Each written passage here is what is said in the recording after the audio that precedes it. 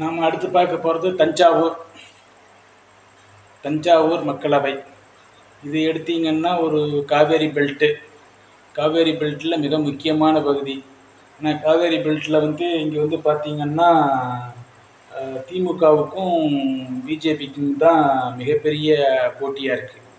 எந்த அளவில் இங்கே ஏன் பிஜேபி அடுத்த இடத்துக்கு எடுத்துகிட்டு போகுதுன்னா அமமுக ஓட்டு முக்கியமாக, அதுக்கடுத்து பார்த்திங்கன்னா ஓபிஎஸ் ஓட்டு, இது பிஜேபி ஓட்டு, இது அதே மாதிரி பார்த்திங்கன்னா தமிழ் மாநில காங்கிரஸுக்கும் இங்கே ஒரு முக்கியமான ஓட் பேங்க் இருக்குது. அதனால் பிஜேபி வெல்லும்னு நினச்சி அவங்க போட்டி இடுறாங்க. இருந்தாலும் அது கல நிலவரம் இன்னும் அதை எப்படி எடுத்துகிட்டு போகிறாங்க, இன்னும் மக்கள்கிட்ட கொண்டு போய் தாமரையை எப்படி சேர்க்குறாங்கிறத பொறுத்து தான் அது கடைசியாக அமையும்.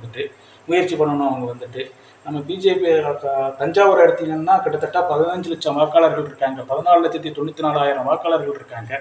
இதில் பிஜேபி சார்பாக ஒரு 340 மதிப்பெண்கள் பெற்று 2ஆம் இடமும், முரசொலி 380, டிஎம்கே சார்பாக நிற்கிற முரசொலி 380 மதிப்பெண்கள் பெற்று முதலிடமும், சிவனேசன் தேமுதிக சார்பாக நிற்கிறாரு. சிவனேசன் பார்த்தீங்கன்னா 180 மதிப்பெண்கள் பெற்று 3ஆம் இடமும், 3ஆம் இடம் இல்லை, சிவனேசன் 4ஆம் இடத்துக்கு போகிறாரு. தேமுதிக இங்கே 4ஆவது இடத்துக்கு போகுது.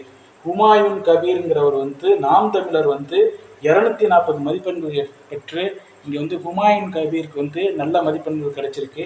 அவர் கிட்டத்தட்ட பார்த்தீங்கன்னா 3ஆம் இடத்தை நாம் தமிழர் இங்கே எடுக்குது. தஞ்சாவூர் 3ஆம் இடம் நாம் தமிழர் அப்படின்னு எடுத்துக்கலாம். 4ஆம் இடத்துக்கு போது தேமுதிக. இதில் திமுகவை தான் அப்பர் ஹேண்ட் எடுக்கிறாங்க.